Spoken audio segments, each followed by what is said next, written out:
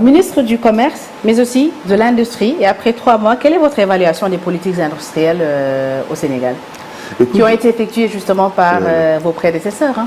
Voilà, alors on a fait cette réflexion-là, d'ailleurs c'est le principal acte depuis les 3 dernières années. Comme je vous disais là, si vous voulez régler les problèmes, vous devez tout faire un diagnostic. On a fait ce diagnostic. On s'est rendu compte que notre pays est très loin des standards d'industrialisation. Le montant des importations et le nombre de produits importés, il est effarant. On importe 2500 produits au niveau du Sénégal pour une valeur donc de 6 000 milliards. Alors il est évident, quand vous avez ça, vous vous rendez compte que vous n'êtes pas développé. Deuxièmement, on est en train de faire une enquête sur le nombre d'usines fermées.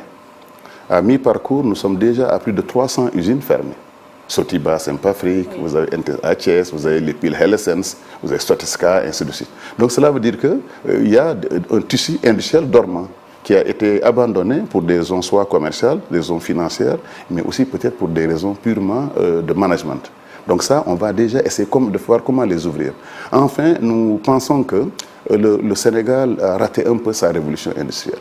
On a mis l'accent sur des secteurs tertiaires, les marchés, les supermarchés, et sur l'agriculture pluviale qui ne peut pas permettre de développer le pays.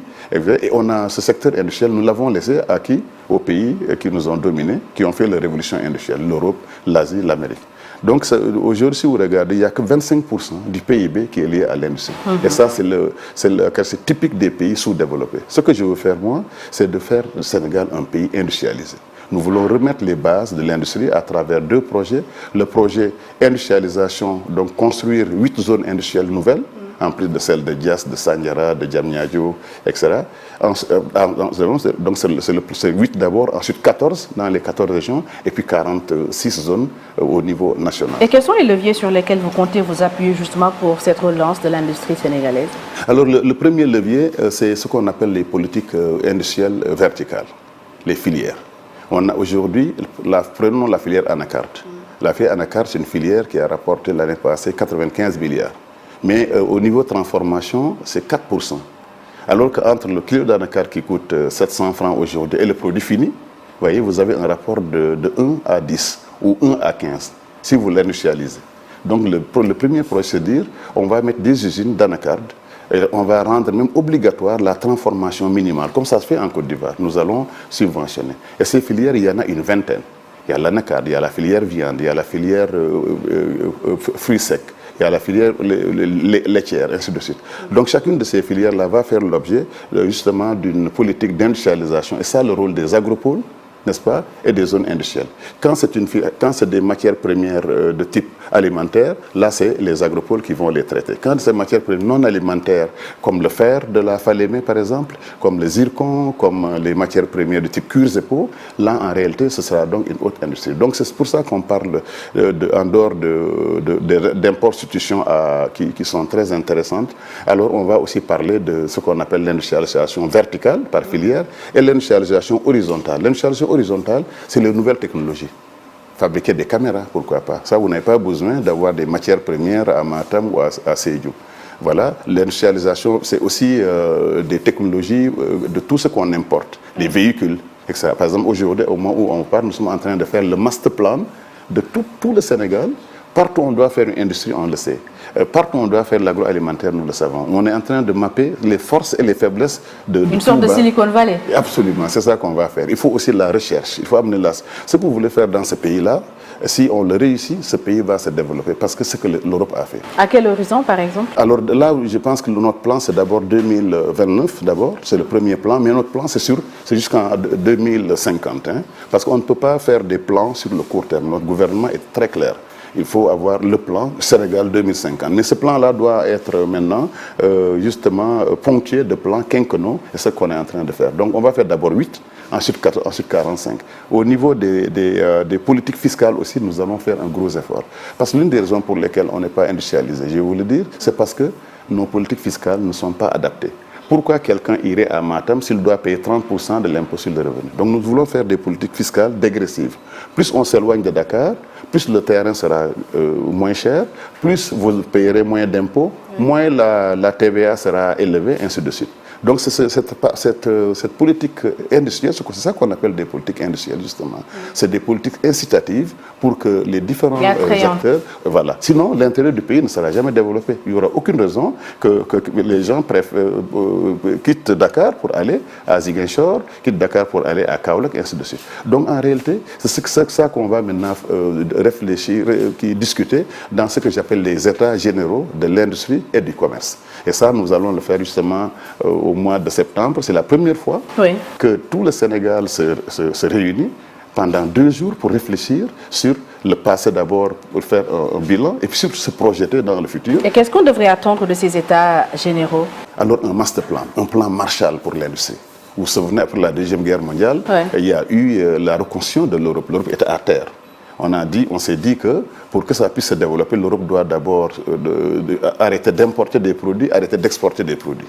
C'est des politiques extrêmement ambitieuses. Donc nous allons d'abord voir qu'est-ce qu'on doit faire sur ces 40, au niveau des 46 départements à terme, quels produits on doit maintenant fabriquer. Ces 6 000 milliards de dépenses qui sortent du pays pour 2500 produits, comment on les fabrique déjà localement? Vous voyez, ça c'est les low hanging fruits, des choses faciles à faire. Deuxièmement, comment on les finance?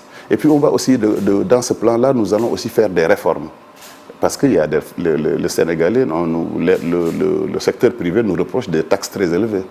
L'administration, c'est trop lourd. Il y a également le volet foncier qui est assez compliqué. Pour avoir 50 ou 100 hectares à l'industrie, il faut négocier avec les communes. Donc on va impliquer les communes. On va impliquer aussi les chefs de village. On va impliquer pratiquement tous nos partenaires, justement techniques et financiers, pour leur dire maintenant le Sénégal a décidé de faire une industrialisation endogène. C'est ça le plan du PASTEF. C'est se dire que la raison pour laquelle on n'est pas industrialisé, c'est justement on n'a pas mis en avant l'industrie nationale. Nous allons créer 50 champions nationaux, des Sénégalais, dans leur secteur, qui doivent être des champions dans l'alimentaire, dans la voiture, dans tout ce qui est fabrication de produits. Nous allons les soutenir. Lundi prochain, par exemple, je vais aller visiter l'usine de Sotexka qui est à Kaolack, qu'on doit réouvrir encore. On doit faire la même chose à Louga.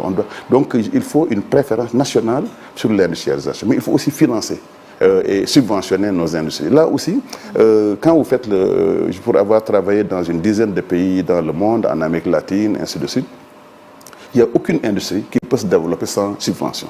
Nous devons avoir le courage de subventionner nos industriels, nos produits alimentaires et tout ce qui... Ça aura un coût et un impact naturellement sur notre budget. Comment gérer justement cette situation? C'est un choix politique. Soit vous le faites, soit vous allez subir. Les produits que nous recevons ici, quand j'étais étudiant à Paris, j'étais en stage dans le sud de la France.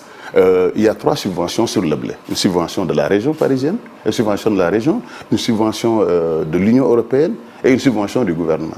Alors comment voulez-vous que nos produits sénégalais, africains, puissent être compétitifs par rapport à des produits subventionnés? Donc non seulement il faut subventionner, mais il faut aussi alors augmenter les taxes de ces produits importés. Et comment gagner de la marge?